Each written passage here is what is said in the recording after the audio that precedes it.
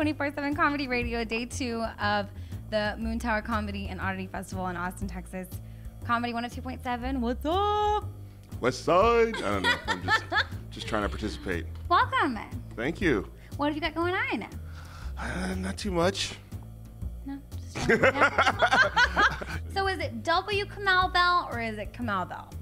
It's W. Kamau Bell. Okay, that's how I've always referred to it. You can call me Kamau, but the full name that, when the W, that just sounds better than Kamau Bell. I think so too. It just sounds Kamau You Bell. sound fancy. I know, but it's a little fancy. And so fancy. People expect somebody fancy to show up, and I show up like, hey, what's up?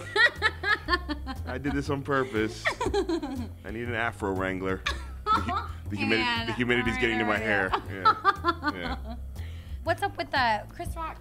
Who? Chris Rock. I'm not familiar. Who? Chris Rock. Ooh, it's awkward. I don't know. He's like this guy, just liking Southern comedy. Chris Rock decided to let the heavens part, and he looked below and saw me and said, I'm going to get you a TV show because unfamous black guys don't get TV shows. Which I took as a compliment. and he basically helped me get a show that is going to be on FX, and he's going to executive produce. And it's going to be, starting August 9th on FX. Congratulations. Yeah, no, seriously. That's awesome. I know, it's crazy. I'm trying to underplay it, but inside I'm like, How did y'all meet? I mean, where did he first see you? I had heard through the comedy grapevine that he knew who I was, but that plus like $1.50 will get you like half a coffee at Starbucks. So I did a show there in New York at the UCB, is what they call it. UCB Theater, and it was my solo show, and Chris Rock apparently slipped in after it started, the way that people of that magnitude do, and I didn't know he was there. It was a good show, thankfully, otherwise he would just slipped right back out again. And then afterwards he came backstage when I was sort of like doing that thing the comics do, like, whew, that was a good show, and he came backstage and suddenly everybody got quiet. I looked up and there was Chris Rock. Wow. And he was like, yeah, it was funny. Like 2 months later I got a call from an unknown number, and I answered it, even though you're not supposed to answer those calls. And it was usually debt collectors. Yes. Hi, Coles. Yes. You can't catch me now. And so I was like, well, I better answer this call because I know somebody some money. And he was like, hi, it's Chris Rock. And I said, no, it's not. And he said, don't be the guy who doesn't believe it's me when I call him. And I went, oh, this is Chris Rock. I should start paying attention. Hello, sir. And again, I tried to play it cool, but inside I was like, hee, yeah. Which is the inside voice I do. And he was like, yeah, I want to, if you would like, he was very nice. He was like, if you would like, I would like to help you get a TV show. And I thought it was hilarious. Like, yes, I guess I would like that. So who are some of your favorite comedians right now? Okay, it's always hard to go. Mark Maron.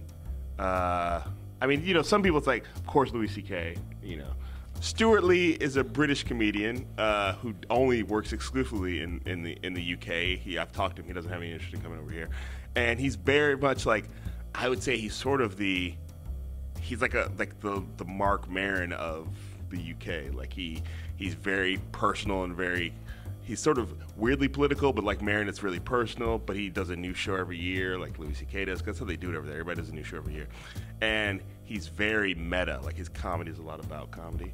But if you get into that thing, then you find him super funny. He's like Radiohead. It's funny I say that, they're not one of my favorite bands, but okay. I had a girlfriend who liked Radiohead a lot, so I spent a lot of time dealing with Radiohead.